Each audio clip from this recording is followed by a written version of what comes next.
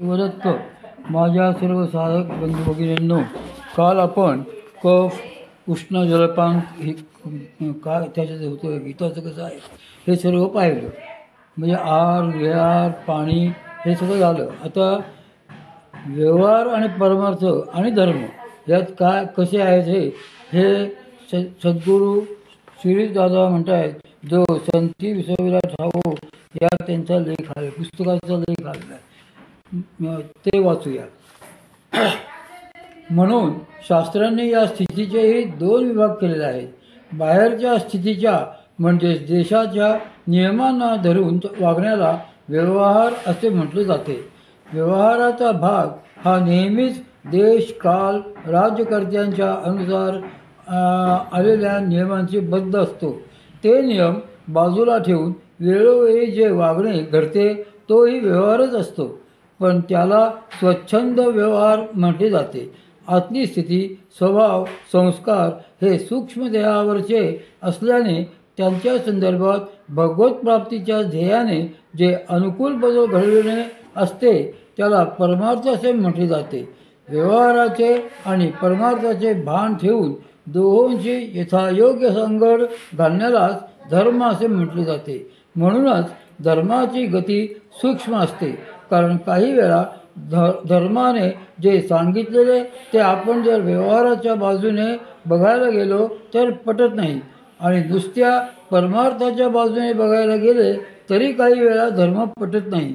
म्हणून जिथे व्यवहाराची आणि परमार्थाची सांगड पडेल त्यांचा योग्य समन्वय होईल तेथेच धर्म कळेल. म्हणूनच येथे आतल्या आणि बाहेरच्या अशा दोन्ही स्थितींची किंवा व्यवहार आणि परमार्थाची सांगड पडावी अशाच दृष्टीने श्री माऊली धर्म सांगत आहेत. जो परमार्थ साधक आहे त्याच्यासाठीच ते हा धर्म सांगत आहेत. तो सांगण्याची गरज का असते हे समजावे याकरता एक उदाहरण देतो. समजा आपण रस्त्याने जात असताना आपल्याला कोणीतरी शिवी दिली आणि म्हणून आपण त्याला यथेच्छ बदलले तर व्यवहाराच्या दृष्टीने ते बरोबरही ठरेल. तुम्ही त्याचा प्रतिकार केला म्हणा किंवा त्याला प्रत्युत्तर दिले म्हणा, व्यवहाराच्या विचारानुसार ते योग्यच म्हटले जाईल. पण हेच जर तुम्ही परमार्थाच्या दृष्टीने बघायला गेलात तर योग्य ठरणार नाही. मात्र धर्माच्या बाजूने जर आपण विचार करू गेलो तर या दोन्हींमधले समन्वयाचे उत्तर धर्म देईल. धर्माची गती अशीच असते. तीच परिस्थिती येथेही असल्याने ती श्री माऊली साधकांकरता धर्म सांगत आहेत. या अगोदरच्या ओळीत श्री माऊली म्हणतात की हा आत पाही अळुमाळ जाणिजे तरी शीतळ पवनाती निश्चळ मंद झुळके. साधनेच्या स्थानी येणारे ऊन कडक नसावे, त्या स्थानी शीतल वातावरण असावे, तेथे वाराही निश्चळ असावा, आलाच तर मंद झुळकांनी यावा. अळूमाळू ऊन आणि मंद पवन. साधनेच्या स्थानावर ऊन यावे पण ते देखील अळूमाळू यावे, म्हणजे कवडशाने यावे.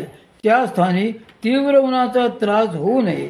वर्षाचे 12ही महिने ते स्थान पुरेसे शीतल असावे, अति उष्ण किंवा अति थंड नसावे. त्या साधनास्थानी येणारा वाराही मंद असावा किंवा स्तब्ध असावा, कारण सोसाट्याचा जोराचा वारा हा साधका अवस्थेत शरीराला सहन होत नसतो. साधकाच्या शरीरामध्ये प्राणाच्या अत्यंत सूक्ष्म क्रिया चाललेल्या असतात. साधनेला बसल्यानंतर बऱ्याच साधकांना त्यामुळे अनेक वेळा असा अनुभव येतो की एरवी पापणी लावताना त्वचेच्या जशा मंद क्रिया होतात तशी प्राणाची मंद हालचाल शरीरात जाणवते.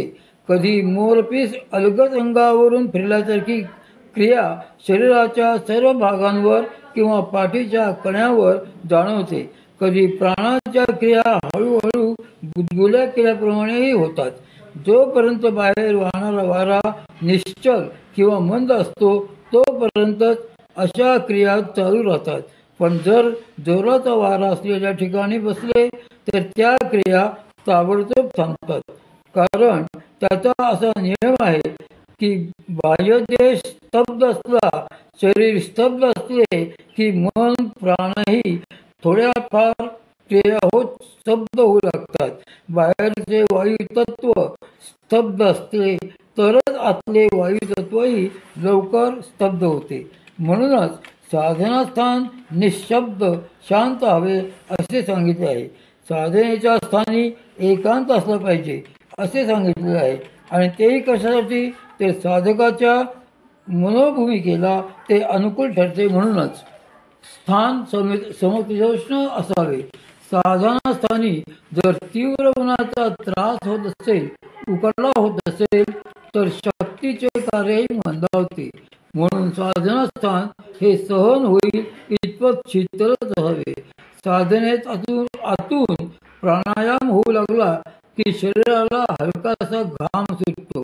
त्या घामावर वारे लागून तो घाम सुकू नये. तो घाम शरीरावरच हळूहळू वाळावा.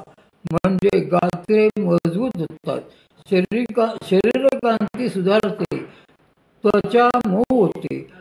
गोरक्ष पद्धतीमध्ये सद्गुरू श्री गोरक्षनाथ महाराज असे सांगतात की जलेन सर्वजातेन गात्रमर्दन आचरेत दृढता लघुता चैव तेन गात्रस्य जायते. साधनेत प्राणायाम होऊन जो घाम येतो तो सर्वांगावर चोळून जिरवावा. त्यामुळे गात्रे लघु आणि दृढ होतात. म्हणून साधनेच्या वेळी नैसर्गिक अथवा पंख्याचे वेगवान वारे सरळ अंगावर येऊ नये. उकडते आहे असे वाटल्यास मंद खेळचे वारे चालू शकते, पण तेही थेट अंगावर येणारे नसावे. साधनेची जागा ही जेवढी समशीतोष्ण वाहता वारा नसलेली आणि मंद प्रकाशाची असेल तेवढे ते साधनेला हिताचेच ठरते. साधनेच्या जागी उन्हाचा त्रास नसावा याचा अर्थ तेथे गरमही होऊ नये आणि भगभगीत प्रकाशही नसावा. संधी प्रकाशासारखा प्रकाश साधनेच्या वेळी खोलीत असला पाहिजे. म्हणजे ज्योती बिंदू